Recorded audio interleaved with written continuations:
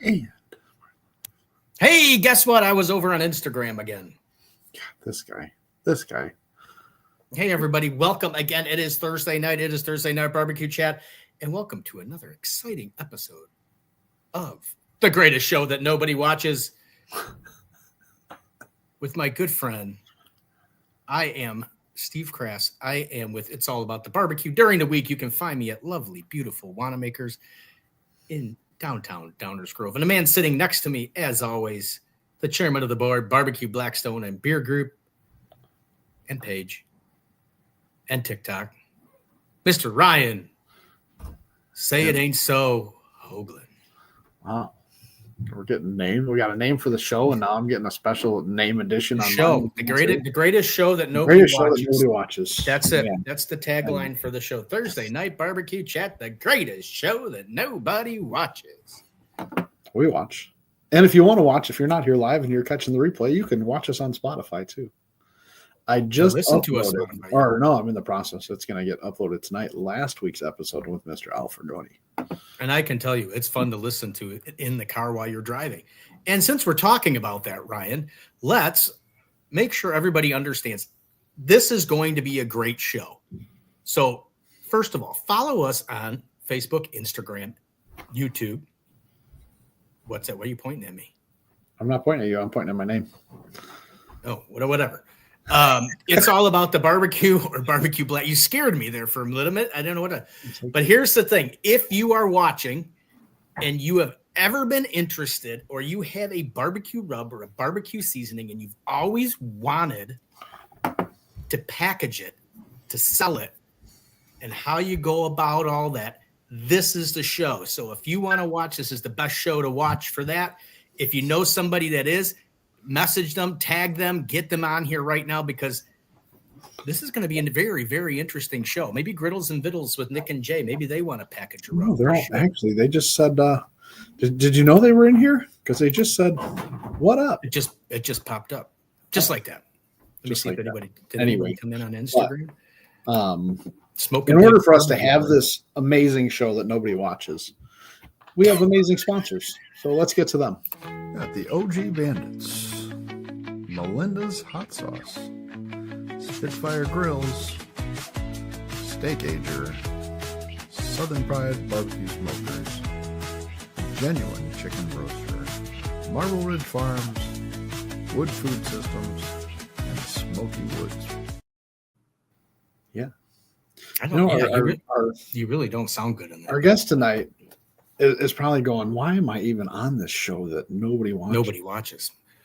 It's the greatest show that nobody. I mean, every show's got to have a tagline, and that seems to be this show. I mean, if you go back and you look back, if you go on YouTube and you go back on It's All About the Barbecue, and you look at some of the amazing guests, and we have a great guest tonight as well. You look at all the guests that have been on here, you've missed a lot. Some big, huge names in barbecue. I mean, not besides just Steve and I. I mean, you know, well, mostly just me and Ryan, but anyway. Yeah, but anyway. So this is the. Hey, Dirk's on. Hey, Dirk. He's with the Rib Cook-Off Association. Yes. Well, it's a secret identity. All right. Yeah. So, again, this is it. If you got anybody that has ever thought about packaging or shipping or whatever kind of barbecue seasoning, getting it out there, get him on the show today, because as we have Ryan, our guest today is Jamey Cooley. He is with Townsend Spice, and he's going to talk to us all about this great adventure of barbecue spices and packages and packaging it, private labeling it, distributing it, shipping it out, getting it everywhere. Would that be like a private package? No, it's it's too early in the show. Sorry. It's a private label. Family show. All right. Would you just bring him on? I mean, the guy's getting ready to probably leave. He was getting to. I seen him. He was getting ready to hit the button. He was nodding off. He was like, God, now I know why this is the show that nobody watches. Jamey Cooley, welcome to the show. Thanks for being here. We appreciate you taking a little bit out of your time, a little bit of time out of your day. I can't talk tonight. Anyway. Well, I really appreciate the opportunity. I do. I watch a show that nobody watches every now and then to go to sleep. No, I'm just messing with you. I watch it, and it's Steve. This might be the first time I take a guest off the show. No, that was actually pretty good. So what he's saying is, don't listen to the show on Spotify when you're driving. Is what he's saying. No, dude, it's amazing. There's a lot of good content on there, and I mean, you can cook your whole life like most of us have, and you learn something from every time you cook and from everybody you meet. I mean, you're never too old or too experienced to learn anything. So Steve is. I think knowledge is power, and I'm hoping to spread some tonight. Amen. Nice. I Yeah. So appreciate again, that. I'm gonna say it one more time, because obviously being in the retail world, I know there are umpteen quadrillion billion rubs, and I know there's a million people out there that say they want to package their rubs, because people ask me all the time, do I know any co-packers, or I know any of the, and I give them the ones I know. Now I got Jamey I can hand out, but I'm telling you, tag those people and say, hey, you got to watch this show tonight, because if you want to ask a question, please ask a question during the show. They'll be better than any question Ryan probably will ask tonight. So please save the day and please ask a question for them. But anyway, share it out. Share it out right now. Yeah, share it out. Let's go. This is really important, because there's a lot, like I said, there's a lot of people want to get into this. So I almost called you Dirk, because I was looking at Dirk's name over there. That's how the show's going to look good. Love you, Dirk. So Jamey, what's the barbecue background? What do you got before you did the Townsend? What got you? What's your barbecue background, so people don't think you're just kind of novice? No, I learned how to cook from my granddad, watching my granddad cook and do barbecue. And when I was a child growing up, we had a group of men in the community called the Country Cooks, and they would set up on like the first Saturday of the month in the summer in front of the TGNY selling chicken plates. They'd always give money to a child in need, a kids t-ball team, whatever, and they kept half the money, gave half the money. And then twice a year, they'd take a trip to the coast, deep sea fishing, or to Montana elk hunting with their part of it. But anyway, they helped a lot of people. And I was just noticing they wasn't around anymore. Those guys kind of passed away, and I was doing competition cooking, and I was at a eye doctor appointment one day in the waiting room, and I saw a post about a young man, a young child, 5 years old, with a cancerous tumor the size of a cantaloupe in their stomach. And me at the time, having grandkids on the way, it just kind of hit home, and I made a post on Facebook, with the parents of this child contact me, I'd love to help. Well, they called me back to the eye doctor, and they dilate my eyes, and I can't see the post for 3 hours before I can read. But anyway, massive response. A lot of people showed up. His family showed up, and we were able to raise $27,800 in one afternoon, like 5 hours of selling chicken plates, which his family and all was there, the church family, everybody showed up and everybody helped. And that was kind of why I wanted to do barbecue. At the time, I had a pawn shop, and in order for me to do, at the time I had a pawn shop, and we had a tornado come through the town of Soso, where I went to high school at. I rode over there that night after the tornado to check on my mother, who lives in the area. She was okay, but the town was tore up, and I saw my history teacher coming out of the edge of the woods with her house had flipped over, and massive devastation. And here's a person that, had gave me an education, so I need to give something to them, So I came home, made a post on Facebook. I was going back to help to cook meals the next day. And this was the middle of COVID. Red Cross couldn't show up. OBR couldn't show up. Several people had their hands tied. But when it's your community, you untie your hands. So we had been during the mass shutdown, 2-week deal. We had a lot of school teachers and stuff that were out of work and all during this time, came out and helped, and a whole bunch of us did. And a lot of my friends showed up to help cook, competitive cookers. It was hard to turn out the amount of volume we needed to, because within 3 days of us being there, two more tornadoes had passed through South Mississippi. One of them going directly over our area again, tearing up what we had put together, and then another one further south Mississippi tearing up what they had, tearing these towns up.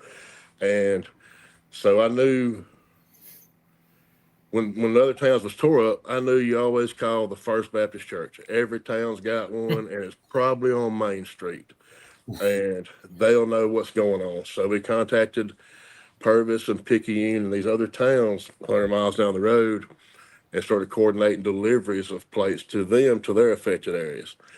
Well, that necessitated us getting bigger equipment.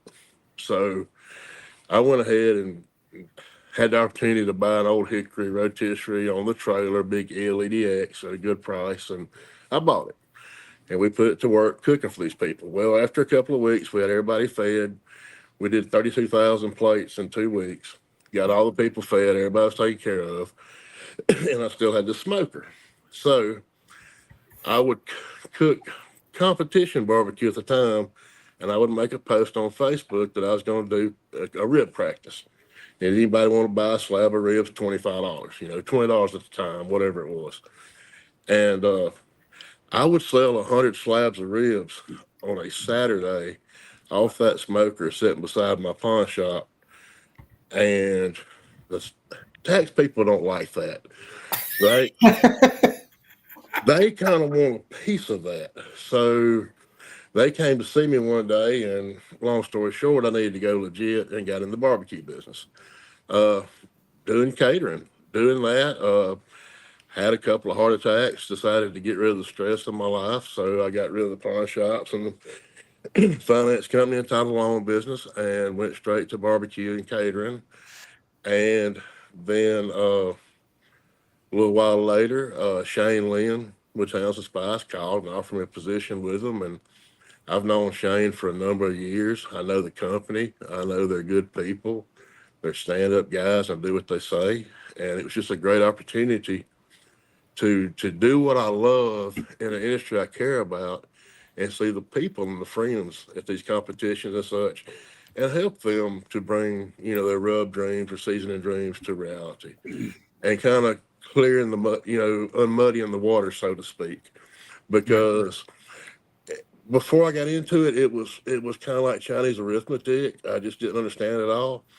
And then after a couple of times, it's like, oh, okay, I'm there. I see what they want.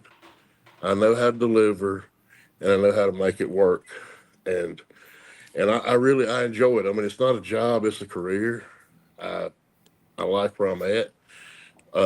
We do private label, we do co-packing, and we do restaurant bulk on our seasoning side.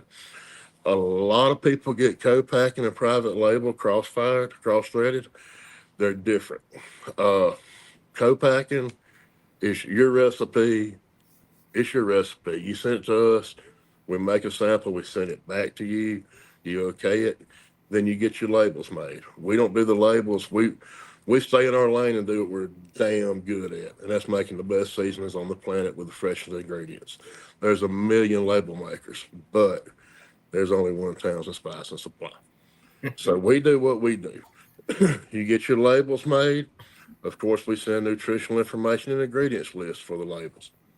Those are sent to us. All right. Then you go to market your product. It can be the best rub in the world. Those ingredients in it can be the best in the world, just like the lyrics in a song. But if it's not marketed right and the right person doesn't get their hands on it, to reach its potential, it'll sit on the shelf and get stagnant. But you would send your labels to us. You would take your orders. When your order comes in, one of the sweet things about our deal is we have no minimums. So what we're going to do is we'll have your labels in our warehouse, say 500 or 1,000 or whatever. The order's made. We slap your label on it. We send it to whatever place you want. As long as it's a case of 12. We'll send it. We handle all distribution on that. It's a case of 12. It depends on the ingredients. So these numbers are not, chiseled in stone, because there's some ingredients, some of these cooks are wanting in their rubs that's $40 an ounce. That can make for a very expensive shaker of rub. But depending on, and that's the exception, not the rule, that's apricot powder. We didn't want to talk about that. But trust me. Just self, no apricot powder. Okay, got it. Yeah. And if you that was my next question was sparingly. But no, so just generalize. Let's say that shaker of rub's going to cost you $5.75. That label, if you're buying 500 of them, you can buy $7.50 for pretty much what you can buy 500 for, if that makes any sense, because the price break per label. It's just a small amount more to get that extra 250 labels. But anyway, the labels are sent to us. The order comes in. If it's a wholesale customer, you're going to wholesale it to them for $8 a shaker. So they're going to pay you $96. You take that 96, send me 69 of it. I'm going to put your labels on the rub, send it to that customer, whoever you want me to send it to. Handle all distribution. And with us having no minimums, like some of the stories I've heard, these 800-pound and 1,000-pound minimums, that's a lot of product. And you think about the people that, the vacuum cleaner salesman or the Amway or whatever, that ends up with a carport full of product and their wife's like, get this shit out of here. It's not that situation. You get your labels made, they're sent to us. We handle everything. And and that's on the co-packing deal. Private label, we have over 40 blends, anything from steak to SPGs to poultry blends, tacos, spaghetti, Greek seasonings, such as these. On a private label deal, that is where you would use our products, our proven formulas and blends, and just put your name on it. So it would be, all about the barbecue, sweet heat, or whatever you wanted to call it, But I would stick it with a name that kind of halfway explains what it does. I'm not trying to insult anybody's intelligence. I'm just, if the people that we know, us that we know and can get on our phone and contact, yes, they know what SPG is. They know what, they know what a Texas barbecue is, this, that, and the other. But if you market it to just competition cooks, that's such a niche market. Where if you have a product on the shelf that says, hey, pork rub, rib rub, it don't have to say, Cowabunga diamond dust or something, and you're wondering what the hell to do with it. It's just put it on there. And like Thursday night barbecue chat rib rub. Well, yeah, I mean, hey, we're cooking ribs, and because a lot of times the people that they're in the grocery store, because that's where you want to be. The grocery stores, the big box retailers, in the end game. But I mean, or on Amazon. I mean, if they type in that search, more people are going to type in rib rub than they're going to type in, whatever. Yeah, something that's off the wall. I mean, I think that's a lot of it. Also on the where the no minimums help us on the restaurant side. Excuse me. We got a catering tomorrow, and I've been loading the smoker earlier. And it's about got to me. Well, that's why I was going to say, Jamey, when you said that you left your pawn shop to do something less stressful, I was kind of like, are you sure the barbecue and catering is less stressful? It to a certain aspect. I mean, if you love it, it's like gambling, but it's gambling at a game you really know how to play well. You've got to portion control will get you more than anything. No call, no show employees will get you.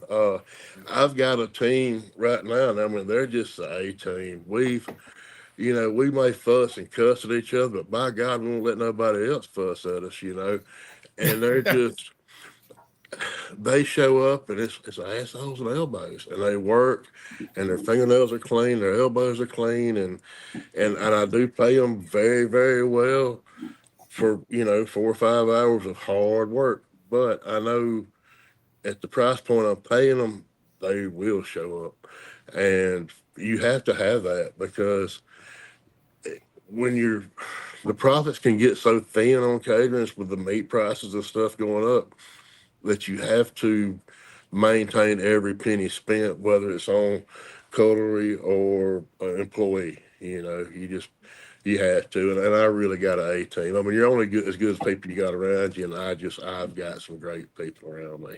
We do good bar catering. We did a 600 ribeye plate, sandwich plate. These were real ribeyes. These were not like the sliced Philly cheesesteaks. These were, 3/8, half-inch thick ribeyes. We did 600 of them in 3 hours and 45 minutes with 5 people. And I mean, couldn't have one of them hold their head up after it was over with, but we all left happy. And, we work hard, but we play hard too, but they get paid well. And you got to have good people. You just do. Yeah. Well, I know Ryan couldn't work for you because his elbows aren't clean. Well, you got to. I mean, it's the devil's in the details. The devil is in the details, and it's just. I was gonna say something, but I'm gonna be nice tonight. Well, I mean, we just, not everybody's front of the house helps. Some of them are line cooks, So I mean, Yeah. you just got there's an ass for every seat or a trash lid for every can. I don't know how to say it, but yeah, I totally get it. But on the private label deal, that's like I say, it's a proven product we have. You can change the name on it and do it. On the restaurant bulk stuff that comes in like the 30-pound boxes, where we're able to help restaurants, and where a lot of people do not realize this, but y'all will, rub has a shelf life. Seasoning has a shelf life. It does. Yes, when it's sealed up in the shakers, 18 months, 2 years. The bags are good. They'll keep it there for 10 months, a year, depending on the environment they're stored in, the humidity and all. But it's not that the rub goes bad. It's just that it loses its potency and it starts going downhill. Okay.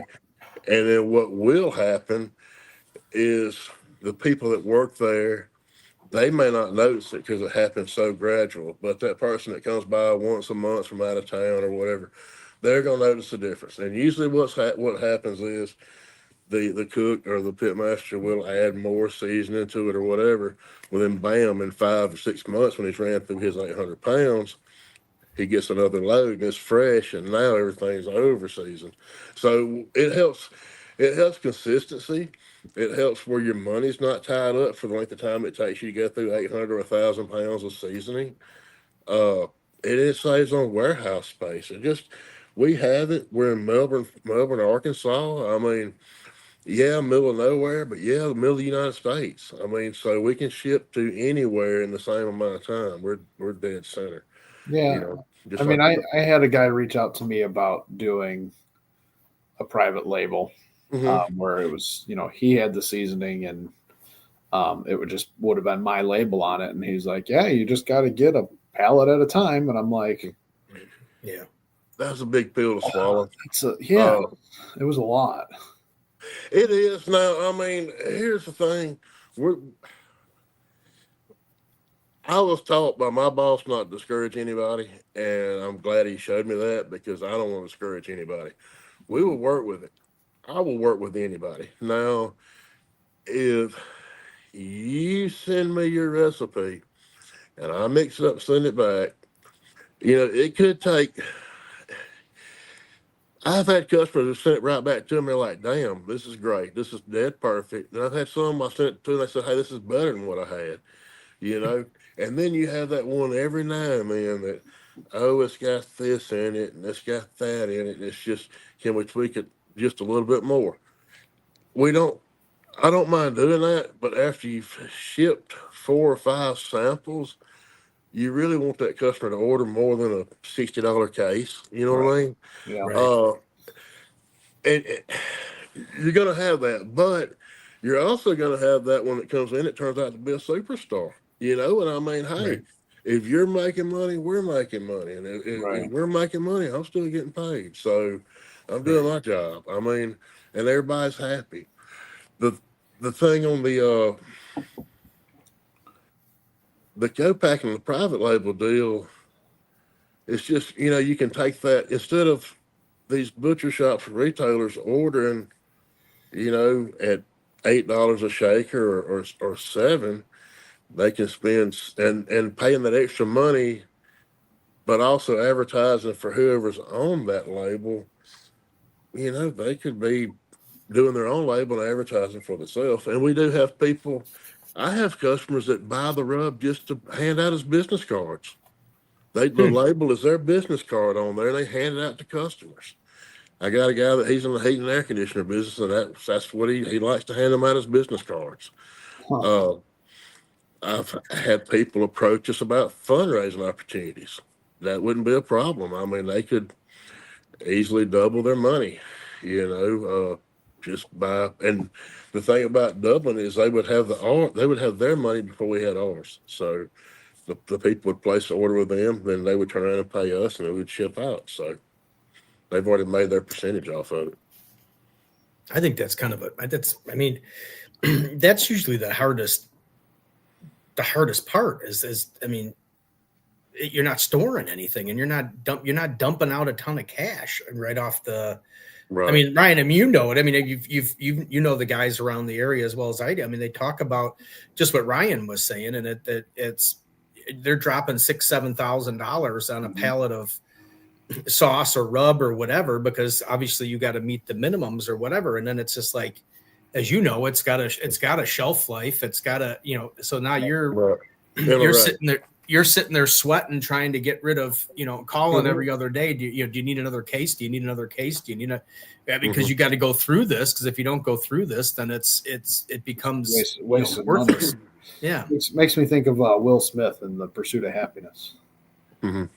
I don't think I ever saw the movie. So. What? Oh, great movie. Anyways, he's got the same thing. Like he bought into this company as these some medical doctor equipment and stuff like that. And, he bought so many of them, and, life was going downhill, and he had like 4 left to sell. And he's like, I'm losing my house. Like, I'm living out of my car, and it's just doing what you got to do to sell it. And that's why I was like, I was really thinking about doing a rub or a seasoning. And, I was like, God, I can't put out $6,000 and take the chance of losing it, And the thing about it is, you would be putting up that $5,000 or $6,000 at a time you need it the most. I mean, now you've got a product, so you need to market it. You need marketing dollars. You don't need that money tied up in inventory. Right. So, and I mean, warehouse space, stumbling around it, and no, and with us handling the distribution end, it's going to be 100% fresh every single time. If I get the order by 11, it's going to ship out that by 1:30, 2 o'clock. So just to clarify for anybody that came in of it, so obviously we went over to different. Co-packing is your recipe, your label. Private label is your recipes, and then you just put, like, if Ryan and I want to do Thursday night barbecue chat rub, and we wanted a steak rub, Jamey would say, here, try this, see what you think. We say, yeah, we like it. Okay, our label goes on it, but it's not our recipe. But what you're saying, even with co-packing, there's no minimum dollar a purchase of pounds or anything like that, even a private label. I mean, a co-pack. No, we will work with anybody. So, there's still going to be no minimum on it. That's unbelievable. Of course, like today, I had to send labels off for the label information, ingredient and nutrition information for 32 different private labels for 2 different companies. We don't have a minimum. I may not answer the phone on the first ring, but I do have email and text and all to get a hold of me. But yes, they will please be patient with me. I guess is what I'm trying to say. I've got a couple people that have talked to me about it, about their own stuff. They're like, I've got a recipe, I just don't know how to do it. And I actually, you can ask Steve. We were talking about it. I was like, shoot, I gotta call this guy, and I'll leave his name out of it just in case, But I was trying to get him to come and watch the show. I'll definitely call him and get some information from Steve and have him reach out, because he's got a recipe that he put together. It's his own thing, and he's been looking to do it. So, but it's a lot of people are scared of that. I don't want to have to buy a pallet and Yeah. In a year, lot I of still have times, half a pallet left. and a lot of times what scares people on that is not every recipe is ready for the shelf. Brown sugar, hey, I love it in barbecue rub seasoning, but do you want to put in shakers and it cake up and everything else? No, it doesn't work very good that way. But there are alternatives, turbinado sugar and dehydrated molasses and stuff like that to give the color, taste, and texture.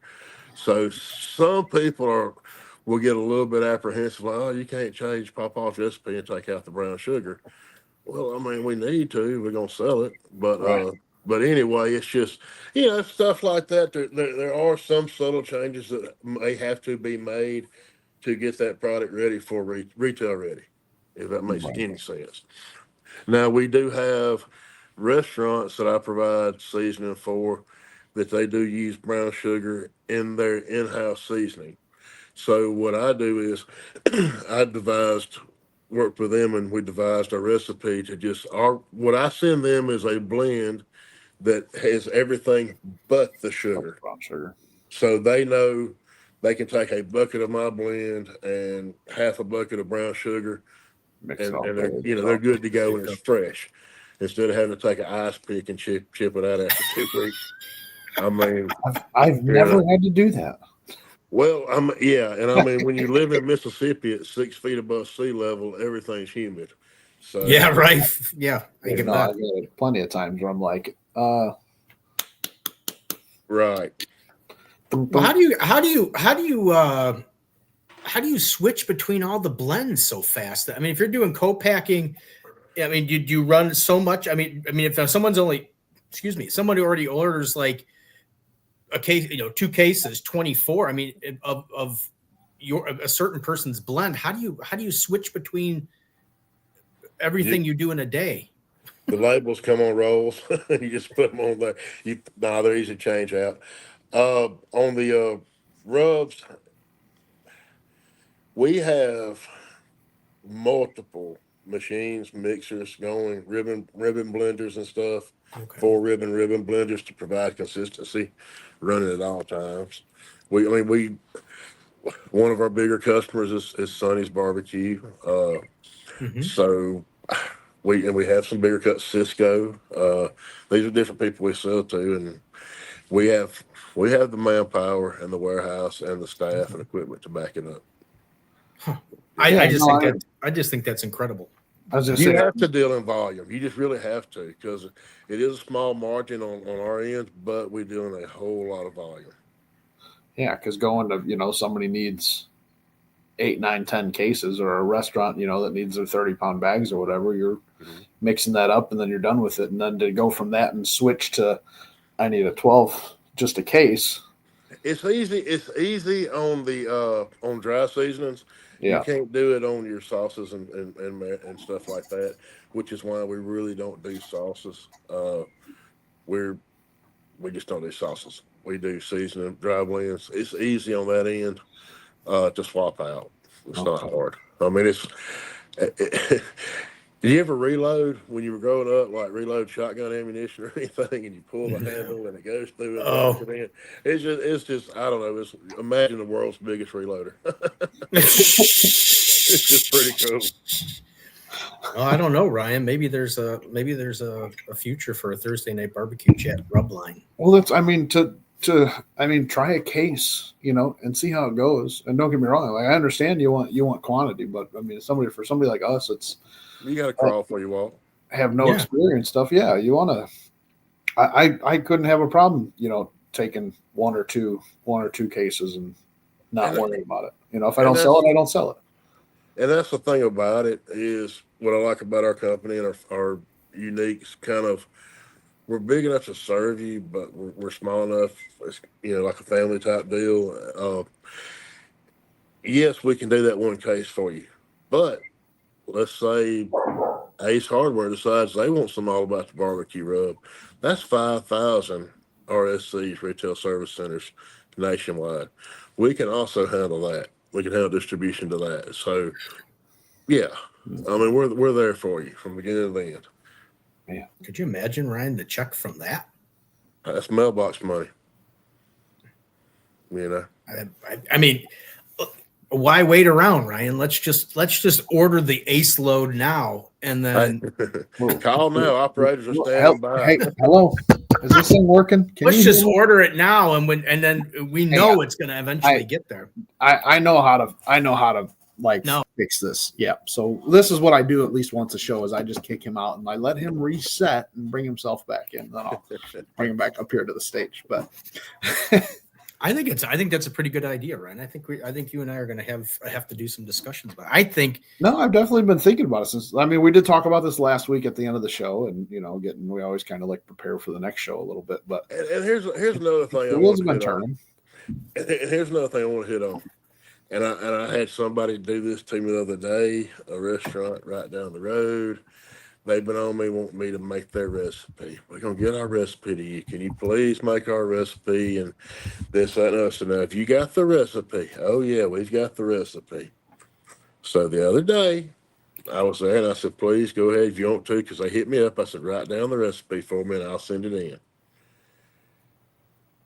A recipe should have half cup sugar, third cup molasses, whatever. 2 tablespoons of this. It shouldn't have, 3 cups Tony Satcheries, 3 shakes of Kinders. That's their product. You know what I mean? That's a blend, and that's somebody else's product. So no, I'm not gonna. We're not in that business where we're gonna take somebody else's blend and analyze it and try. That's their property. You don't do that. And so, I mean, just if you've got a recipe, now, hey, if you have a recipe and it calls for, like I just said, Tony's or any kind of Cajun seasoning, we do make a Cajun seasoning. So I can duplicate your recipe with your other ingredients and add my Cajun seasoning to it, and let's see how it works, something like that. But don't go buy something off the shelf and put it in a Ziploc bag and send it to me and tell me it's your Papa's recipe. When I know good and damn well Papa didn't use MSG. I mean, come on. So, well, that's a whole nother ball game. I mean, if they're expecting you to analyze, I mean, that's a whole. Then you better be buying a minimum if you're analyzing product. Exactly. Go that whole hassle of it. Yeah, it is time consuming. But as I've said before, I mean, I've tried to figure out how to put in words. I don't know sometimes what I'm thinking how to get it in words, but those ingredients in that shaker are just like the words and lyrics to a song. It depends on who gets it and what they do with it. I mean, Willie Nelson wrote Hello Walls, didn't do anything with it, sold it for $50 to Farron, and he, went to the world with it. So they have to work together. They have to not overpower the protein or the vegetables or whatever you're seasoning with them, and just work together to just make a good, clean taste. And we use the freshest, cleanest ingredients. And I mean, if you know my boss, he's meticulous, very meticulous. Maybe he's not listening to this, but he's very meticulous. So I know we got the best of the best in our quality ingredients. And I'd love the opportunity to work with anybody that's willing to work with me. Do you have, Ryan, did you look around in there? Do you got contact information that if somebody's watching this great show that nobody watches, if they want to contact you to do something? Because I hope they do. Because I mean, I get it. I mean, at store level, I get it. I mean, they obviously must just think I know everybody in the world, which I do. I know half of them. But they're always like, do you have any idea where I can go to get this? It's just like, so it's like when you approached me to do the show, I was just like, dude, this is like perfect, because there's a lot of people that they want to do this. And that's always been the number one, especially when you explained it to me, that's everyone's number one jump has always been like, dude, I don't have that money to lay out. I think I got a great rub, but I don't want to, or, in my case, it's, I'd love to have a Wanamaker's rub. I mean, it would be great for the store. I think the store would be awesome to have its own.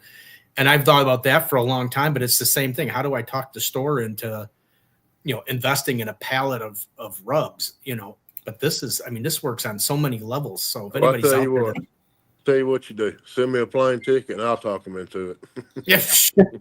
Well, I mean, this is easier, but I mean, you can. I get your point, especially what you're saying. If you can buy it at, if you can buy it at a especially for a retailer, if you can buy it at a manufactured cost and you're not paying a middleman, and then you can sell it at full retail. I mean, and you're creating brand awareness for your product with your label. Yeah. Right. So it's advertising. Yeah. It's another line of merch. I am working with some. I'm working with some very, very, very well-known people off of TV that are on a reality show that's nothing to do about cooking, but they're very, very hot right now, and they want to do a seasoning, some private label stuff. So, I mean, it's more mainstream because as I told them about it, they were asking us, this is just another merch line. Yeah. I mean, this can go on the shelf right beside your your T-shirts or whatever you got to sell. You can put it right there on the shelf beside it, and people may buy it. But anyway, I'm fucked up. That's what I mean. Because Steve and I were talking, and we were thinking about this, and we're like, I mean, these people they already have that marketability behind them, so they're already a marketable, easily recognized individuals, and this goes right along with their product line and their merch and whatever else they may sell. Well, so we were talking about we could do like a Thursday night barbecue chat seasoning, maybe a seasoning or two, and try it out, and then like down the road, like Steve's more a barbecue guy, I'm more of a flat top griddle guy, and Steve's got It's All About the Barbecue, and I've got Barbecue Blackstone and Beer. Mm-hmm. Whereas like It's All About the Barbecue could go more towards the barbecue things, and Barbecue Blackstone and Beer could go more towards griddle cooking. No, I agree 100%. Actually, this at Memphis in May, actually Hawksford, Kyle's in Memphis for May. I had talked to a couple of people that are grill manufacturers, and we're in talks about producing seasoning lines for them. And I have not talked to Blackstone yet. I would love to, but we do have somebody. We do have some. I hope you do. We do have some really good products for that. Some fajita seasonings, and where I'm at, close to the coast, a lot of seafood and stuff. We do a lot of flounder and stuff on our Blackstone. But we have seasonings for it. I mean, right now, our garden's coming in. We're picking squash, okra, and tomatoes and all kind of vegetables. We've got stuff for that too. Not that they really need it, but anyway, we've got that stuff, and I would love to talk further with any grill manufacturer. Hit up Kevin Kelly's. I'm getting there. Gee, I was waiting for the man to stop talking, Steve. Anyways, Kevin Kelly says, "Do you do chili seasonings in the packets?" At this moment, we do not.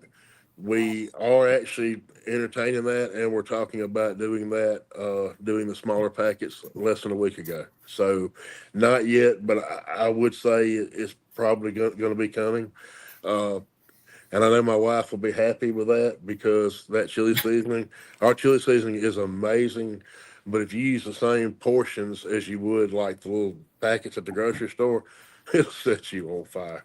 Because it doesn't have a bunch of filler in it. It doesn't have a whole bunch of filler. Yeah. And it's just really good quality ingredients. But yes, Kevin, the maker of the best mustard in the world, 100%. I love this mustard. Oh, it's Kevin Kelly's mustard. Yeah. But yeah, we are working on the smaller labels. Yes, we're working towards that. The smaller envelopes. I'm sorry, not labels. And and Griddles and Vittles, yes, nice product placement. I know all. Yeah, he did. Right, everybody. If nobody noticed, Ryan showed his little Blackstone bottle. I mean, I got our shirts labeled. Your shirt, I know. I went no shirt today. I went. Well, I mean, I have a shirt on. I didn't do the Thursday night barbecue. Actually, you know what? I was going to wear. I was going to wear my crippling hot sauce T-shirt that I got from Drew. And I didn't like the way it looked. I'm a very collared guy. As you can see, I'm nerdy. I button it all. Yes, I know. Top. But You gotta let it open. I don't like the way my neck looks in a t-shirt. I don't know why. Well, see, that's why you're growing this out. You can hide that other. I can hide the neck. I mean, yeah, you can see that it's I trimmed mine last night. I took like that much off of it. So I'm feel close more to aerodynamic. I'm faster. I think I can run. I'm faster. close to taking the whole thing off. I don't know if you should take the whole thing off. I think you should just like do a what if you did? You had like one of those John Travolta butt crack chins or something. That'd be hilarious. No, I don't have one of those. Thank you very much. Well, I'm just saying. I mean, you don't know, Ryan. You've gotten older and you haven't seen it in a couple of years. You never know. I mean, 8 years. 8 years since I've seen in those 8 years. Do we have any listeners? Have we run them all off or what? No, we got 5 people in here. Got 5. There's some on, you know what? Hey, on Instagram. Hey, sir. What? Are you driving? Well, he's talking to the customer that probably talking to the person that wanted to watch the show. So yeah, I mean, so I think I think that's the hugest deal. So like I said, if anybody knows anybody that wants to get into this type of product lines, please have them watch the show or have them talk to Townsend Spice. Let me leave an email for you. Can I do that? Yeah, I'll go ahead and get it out there. It's so easy. I had to do it so I remember it. Jamey Cooley, JameyCooley at me.com. Jamey Cooley at me.com. Hey man, I've had that same email since 89 or something. But anyhow, that's the easiest way to get a hold of me through email. And I mean, you can call, but I'll be on the road somewhere. I promise you. When you call, it's just easier with emails, and I'll get this afternoon. That was my buddy that I was talking to about the rubs. Well, let's make a deal. So yeah, as I told him, I said I'll call him back, but I'll get your information. Yeah. Steve and Jamey Cooley at me.com. That's it. Send them that, and the comments put in the subject, put Thursday night barbecue chat rubs or something, so that Jamey knows that somebody actually watched the show. Kevin Kelly said he's going to email you, so do that. Kevin, I just talked to Kevin Kelly today because you know what? I had to order not mustard, but I'm well stocked up on mustard. So if anybody wants Kelly's mustard, please stop in the Wanamaker's 1940 Ogden Avenue in Downers Grove, Illinois, where you'll also find Kelly's pizza sauce, which is very good. And then he also has, and he wanted me to make this point, not on the show, like I've just happened to come up, but he does Howard's, I think it's, Kevin's, correct me if I'm wrong, it's Howard's fried chicken breading. But he says that more people are having wonderful success on the competition market using it for pork loin. So I know his mustard's amazing. I think Bill Mann gave me some. He gave me some at Worlds 3 years ago. I tried it 2 or 3 years ago. It was amazing. So anyway, we loaded up. We come home. We unpack our luggage, and it was busted off. So I was like, well, shit. But anyway, the spoonful I had was amazing. The stuff we had to scrape off our boxers and brassieres and all wasn't as good. But yeah, so there it is. Howard's famous chicken breading. Great on. Is it pork loin, Kevin? Was it pork loin? But and then he also partners with Goss's hot sauce. He does the colon plow, and then he's also got, I think it's Rodney's barbecue sauce. So Kevin's working it, man. Is it colon plow? It's called colon plow. Yeah. Oh wow. I thought that was his chili season he was talking about. Thought you had to go to the French Quarter to get that. You got to be careful down there. You got to check the neck. If it's got an apple, it's got a banana. So just. But no, I honestly, I want to try to make. If you've ever been to Gus's, their potato salad with deviled eggs is amazing. I want to try to duplicate their deviled egg potato salad with some of Kevin Kelly's mustard in it. Oh my God, I believe it'd put it over the top. But anywho, I like you're getting old when you're getting excited about food. About potato salad? Potato salad. Whoa. Potato salad, smoked potato salad with deviled eggs. I love Gus's.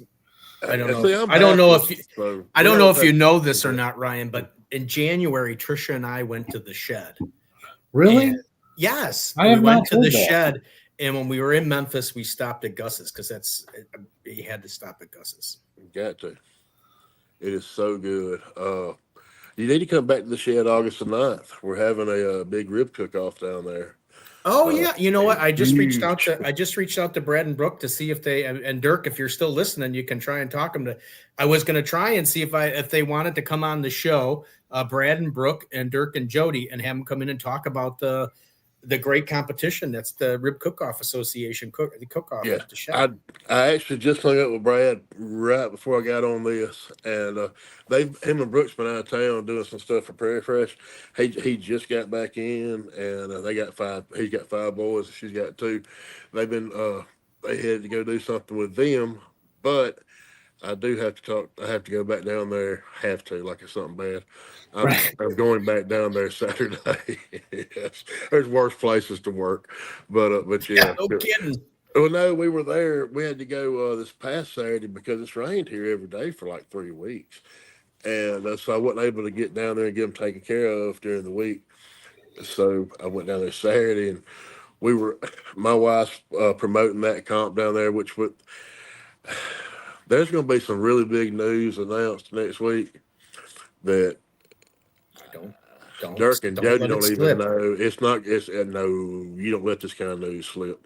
Don't let us. I mean, you could if you wanted to. No, I mean, nobody's watching. This show is known for breaking. We're known for secrets being. No. I'm gonna let the person that's writing the check announce it. That's but anyway, it's going to be a hell of a comp. I can write you a check. It might bounce, but I can write yeah, me too. No, but anyway, yeah, it's going to be a great comp. We're going to do a little something different. I can show you this. Hold on 1 second. So, we're getting something out of it, Steve. Yeah, like Galax has the violin when the banjos and stuff. Oh, yeah, when they win. Oh, that's the trophy?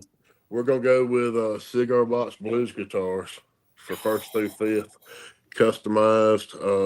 The neck will be airbrushed and customized. Rib champion, second place rib, whatever. Wow. And then the box of them will be decorated. We got a whole bunch of stuff going on. I mean, I don't want to be that guy, but I am that guy. But you think any of those like prototypes, it would look really good next to my. That's the thing about it, and honestly, no, they're not going to end anywhere. You're gonna have to win one, and that's no. And I mean, here's the thing. Okay, so in Pennsylvania, they have the Grill Your Ace Hardware Cook-Off up there at SCA, and they do these saw blades. They cut marble slabs up there, and they have these huge, 3-4 foot saw blades that they engrave them, and that's their trophies, and they're cool because where else are you going to win one? The only way to get one is to win one, kind of like a Jack Daniel's barrel or something, But anyway, they go 1st through 3rd, and you get the big saw blades. 4th through 10th gets the little saw blades, but they're still cool. They got the little, you got 4th place, yay, it's a big comp, and everybody's happy for you. So anyhow, guess who doesn't get 3rd place but gets 4th place? Me.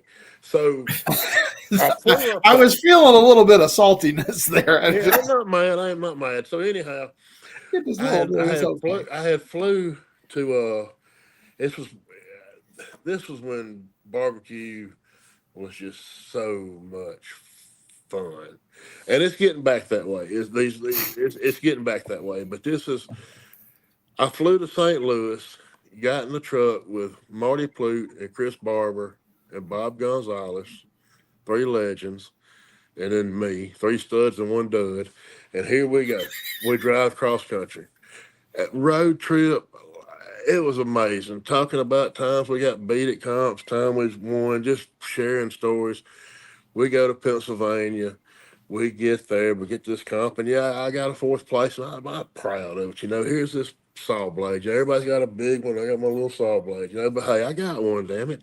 So, anyhow, I was flying back home, and friends were like, "We can bring it home for no." Hell no, you ain't getting my saw blade. I'm flying home with it. So anyhow, packed my luggage, USA. put the saw blade in the center of my luggage, wrapped it up in a towel that I got from a hotel, and wrapped it up so it wouldn't mess nothing up. Packed it in my luggage and hop on the airplane. Man, I get off in Jackson, Mississippi, and I pick up my suitcase. There's a tag on it where it's been searched, and I'm, okay. I mean, they're gonna find cholesterol pills, so a Lipitor or something. So anyhow, get home. They had unwrapped that saw blade from that towel, laid it back in there. That son gun had shuffled and just like cut, tore every pair of jeans, anything, shirt, drawers, any damn thing it could get close. You sure cut the drawers? You sure those holes weren't already there?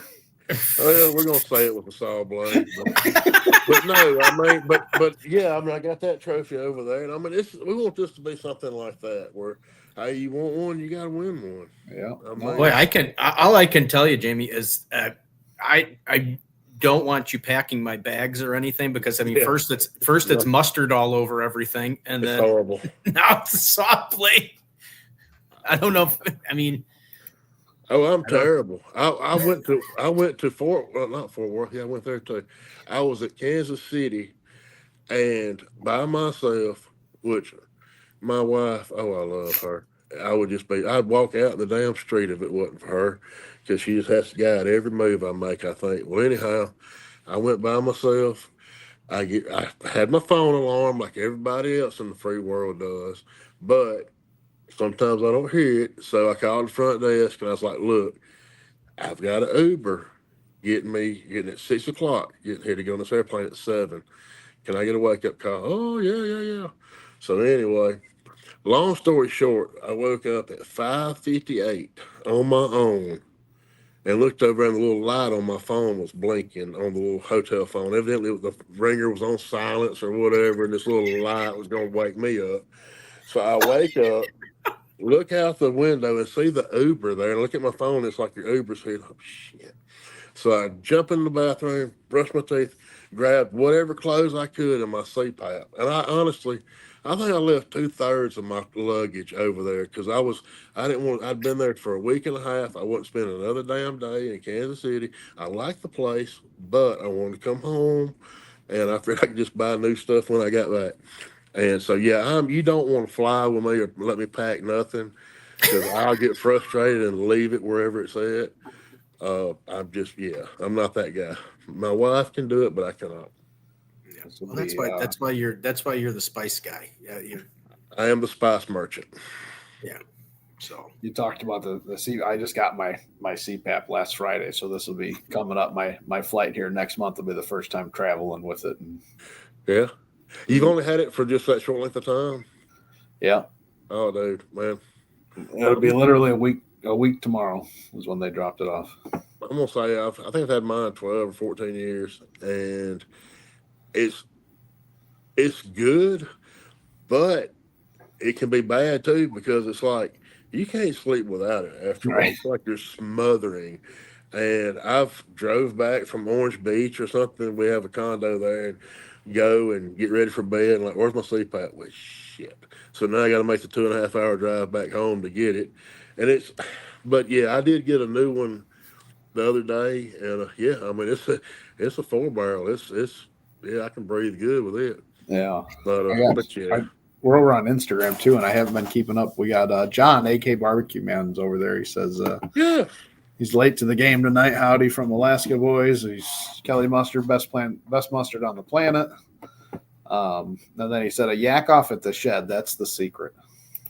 Oh, Jesus. I think that would be, I still think, I think there could be a whole series of yak offs. That's all I can say. It should be like the SCA. You know what I mean? What's that?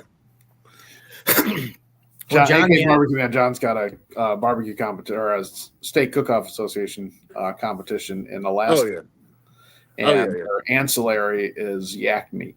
Oh, okay. I got you. Yeah, I thought it was a reference to the women down here. No, he's got the he's got the Great Alaskan Yak Off. Okay, I got you.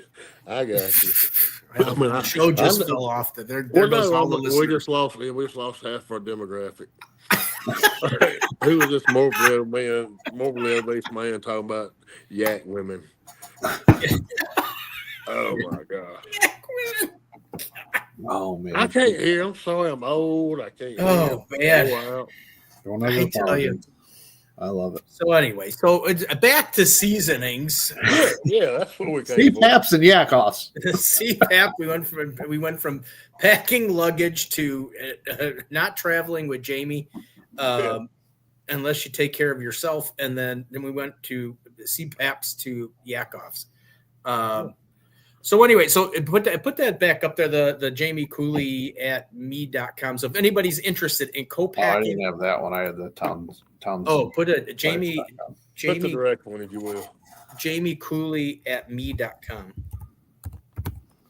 So if anybody's interested in private labeling, co-packing, reach out to Jamey, and get yourself set up and at least talk about it. Like I said, I know it's a huge game. Everybody.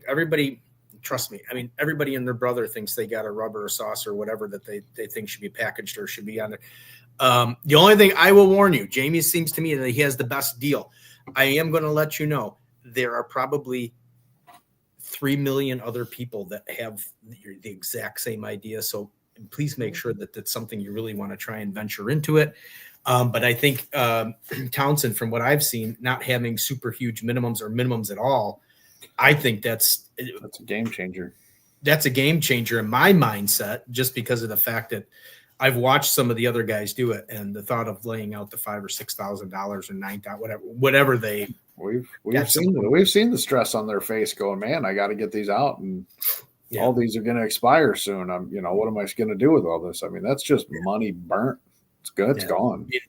I mean, I can't think of anything better where you just send them the labels, you send them the orders. They ship it right to wherever you need them to ship it to. Now you said $575. Does that include the shipping, or is the shipping? No, you're looking at it. Of course, that varies, but you're looking around $15 for shipping. Yeah, around $15 for shipping. So it could be 10, it could be 16. But around there, depending on where it's going. And then you could pack. But if but would you bill that to the person, or would you bill that to the person that it's getting shipped to? Of course, it's up to us to bill the person. It would be up to you.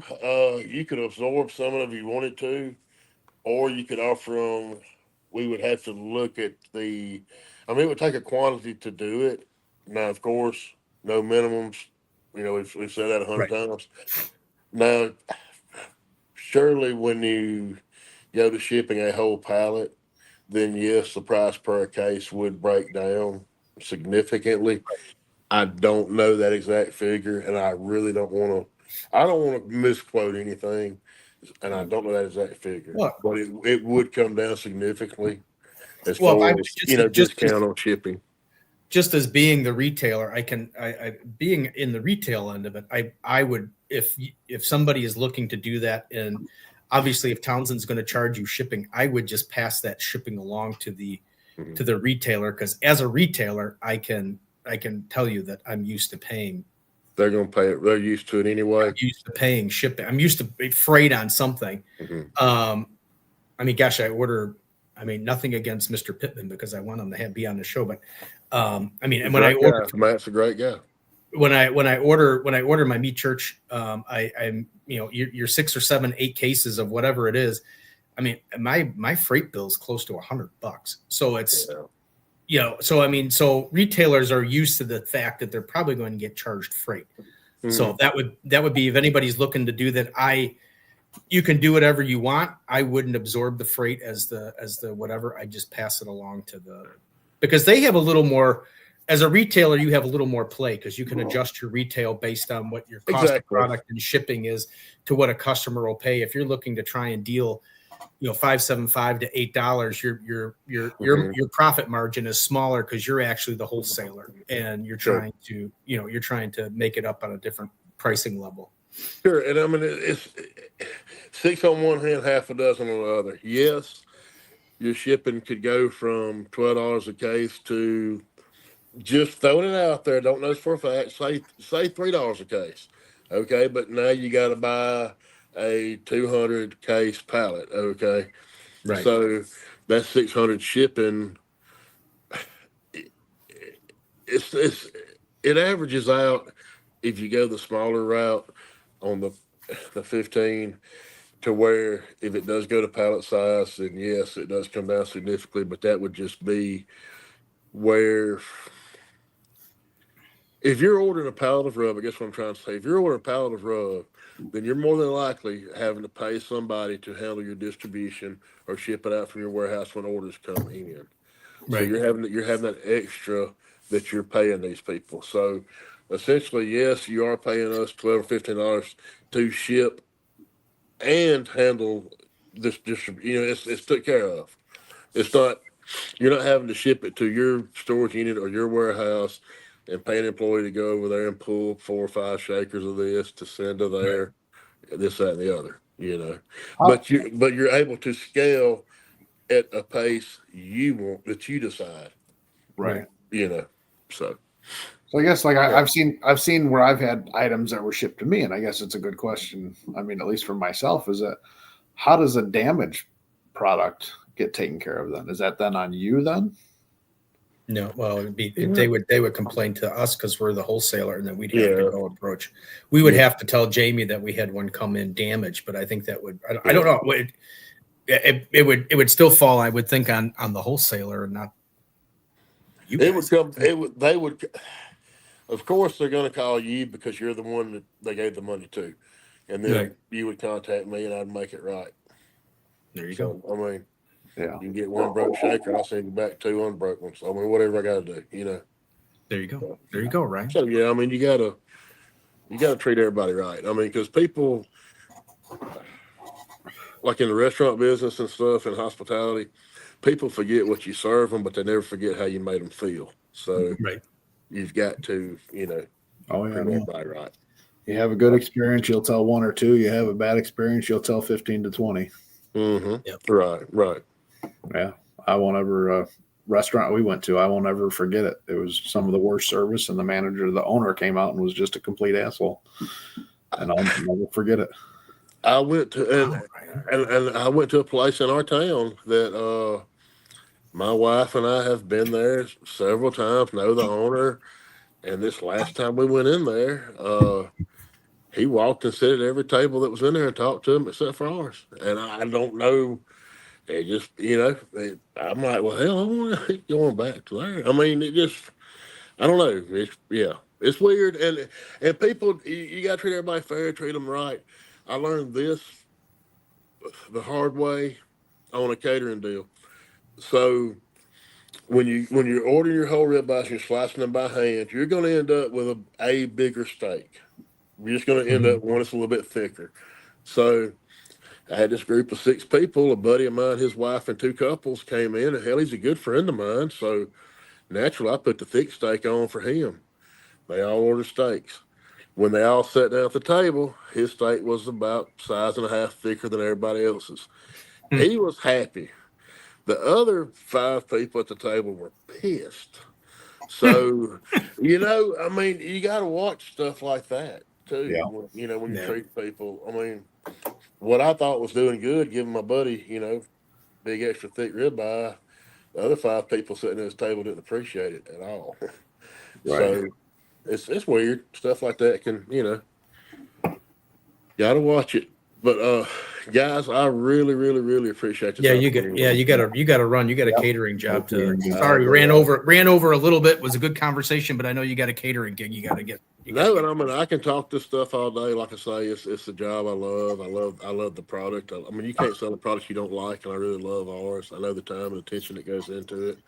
I love being able to go to the comps and network with y'all and different people, and it's just, like I say, it's a career, and I love it. I really do. And if I can ever help anybody, just please don't hesitate to reach out. Shoot me an email, and you know, it may be the next day, but I will get with you. You know, So, Steve, I appreciate it. We'll definitely get out to you, and then I'll get my buddy your information as well too. So that sounds great. That sounds awesome. I'm looking forward to it. All right, Jamey. Thanks very much. Appreciate it, Jamey. Thank you, sir. Have a good evening. See ya. Bye. Bye. Jamey Cooley with Townsend Spice. Jamey Cooley at me.com if you have any information. I think it's pretty great. I would love to see a Thursday night barbecue chat. What do you guys think? There's 6 people in here. I like the concept of starting and just going with like a rub that they have, right? But then I like coming up with our own. Well, I think to start with, I think I'd like to just come up with one they use. Because I would, as Ryan and I were talking, and you brought up a great, huge point. It would be great to if you could do, it's all about the barbecue and use that to focus towards the barbecue people, and then do the barbecue Blackstone and beer, and you come out with a line of spices that are more geared toward the flat top griller, and then you have 2 separate things. Might be more griddle battle seasonings. Well, you did find. I found a way to get the shed in, and you found a way to get griddle battle in. Well, no, I wasn't even doing it. I wasn't even saying it. I know what you're saying. Instead of barbecue Blackstone, bad news, and this is the first place I'm announcing it. June 28th, griddle battle is canceled. It's a great event, everybody. I know I pick on it all the time, but the griddle battle that I went to in September was absolutely fantastic. It was fun. Everybody had a great time. I know it's different. Is still on September 13th in Yorkville. It's still going at this time, but no, I was thinking of the name, and I was like, barbecue Blackstone and beer. That would be a very confusing name of what the seasoning is for. Some yak off rubs. Yak off rubs. Yes, and then he did say he was over on Instagram, but he said, "Okay, I'm on the Cool Kid platform." I know, no, he's big. John, that's not a bad idea. I mean, if you could, I mean, you got a couple of weeks. I think you said it was the 21st. Get a hold of Jamey and see what it costs. But I don't know how many competitors you have at the yak off. But I mean, talk about just as like in a goodie bag. If you have goodie bags for all the contestants or something like that, have them print up some of those yak off labels, get it to Jamey, and see if you can ship out the yak off rubs and put them in the goodie bags. I think that would be kind of cool. I'd take one. Yak off rub. I'd take the yak off rub. I mean, and it just sounds funny. Yeah. But yeah, Terry White says another great guest. Yes, definitely. Thank you. Well, so before everybody leaves, because I know it's the end of the show and the guest left, next week, if you're going to ever want to watch a Thursday night barbecue chat, as we've been saying all day, the greatest show that nobody watches, next week we will have on the one, the only 2025 Memphis and May World Champion, Heath Riles will be on the show next week. I've confirmed with him. He's still coming on. I did make the event. It is live on It's All About the Barbecue. I think I made Ryan a co-host, but I'm not sure. Don't tell him. But I think he did. I think I did.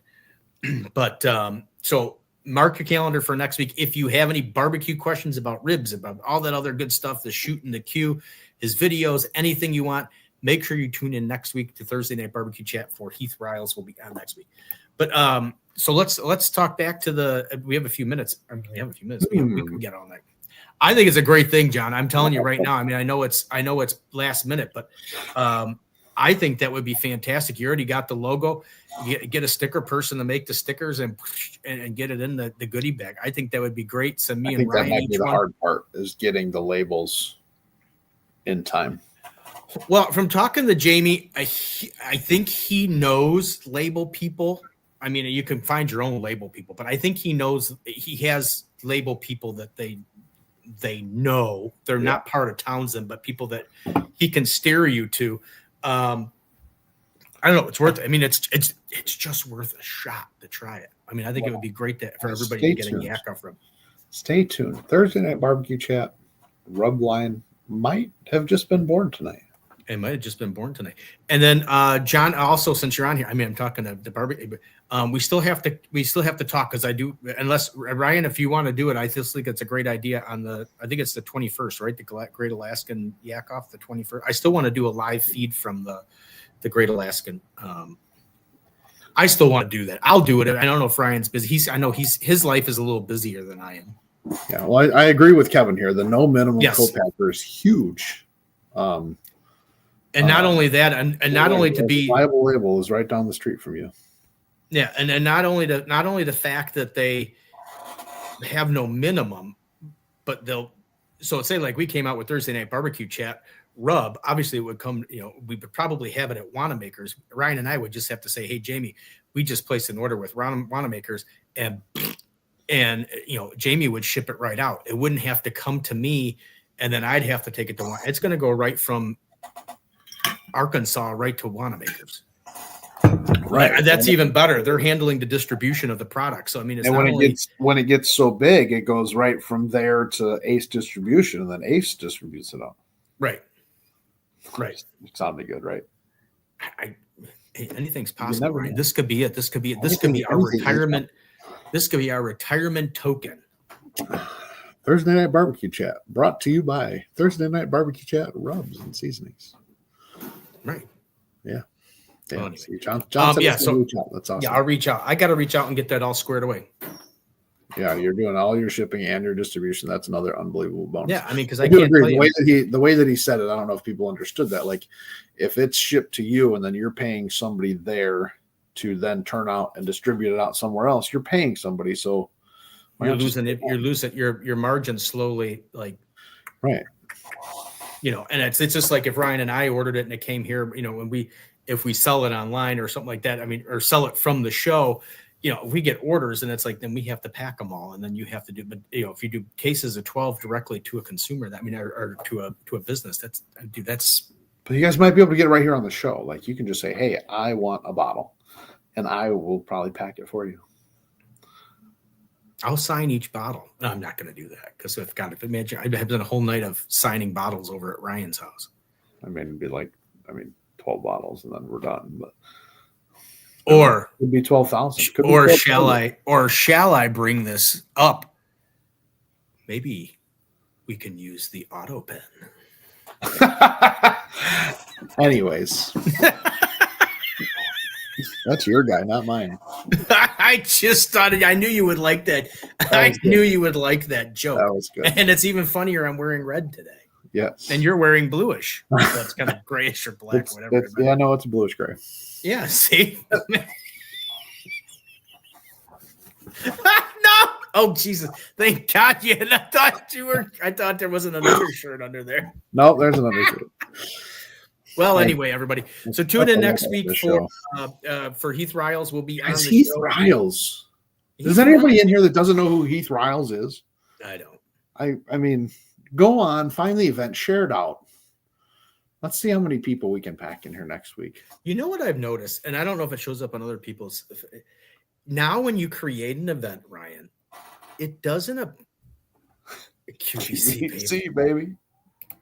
You know what, Kevin? I hope that really turned into something for you because I thought that was a great deal, and congratulations on that to get that stuff on QVC, and hopefully you got some residual from that, and you're still getting orders from it. So congratulations to that. What do you mean? Nope. What? They're in the griddle category. They don't know barbecuers. Oh yeah. What are you doing now? Now you're getting dressed? I gotta get dressed. But anyway. All right. I gotta get going. I got things to do. A busy man. We gotta talk rubs and all this other stuff and whether or not there's a product line coming out, and we're moving from t-shirts to seasonings. You can get t-shirts too. Just contact Ryan. He'll get you a t-shirt sent out. Whoa. Where you get the Yes, it's paying off. It's going to be on again. Oh, congratulations to Kevin Kelly. Yes. Again, yes. What's June 15th? Yeah. Well, I helped Kevin. Barbecue is all about, and people are always, it's all about connections and getting people together. And I like the fact that I'm able to do a lot of getting people together. So I had a friend from Happy to Meet You that does a lot of stuff on QVC, and he wanted to do stuff with Kevin Kelly's mustard. And so I helped him facilitate a relationship together. And he actually did a thing with Kelly's mustard a while back, and it looks like it's going to be on again on June 15th. So I'm glad that relationship's working out. And that's what it's all about. It's friends helping friends, Ryan. Should get Kevin Kelly and Kelly's Mustard with the griddle battle in September. I think, yeah. I mean, I think we had we can get like a big inflatable jar of mustard. Oh, a blow up. Put it on the street. Mustard? Yeah, put it on the street. Yeah. No. Yeah. Yep. Unfortunately, the sad news of it being canceled this month, but September 13th, griddle battle is still on. So anyway, all right, everybody, we'll see you next week. As always, be kind and courteous to everybody. Be nice. Everybody's different. I mean, look at Ryan and I just joked about a whole thing, and we just laughed and had a good time with it. Yeah, because we can have a talk. We can have a conversation about it and not be a child. Well, I wouldn't say that we won't be children, but I mean, but still, we'll still talk. All right, everybody. We'll see you next week. Yep. With Riles. Come check it out. Riles. See you, everybody. Guys. See ya. Bye. Bye. Thank you so much, guys. You've been absolutely amazing. Thank you. You guys are the best. Thank you so much.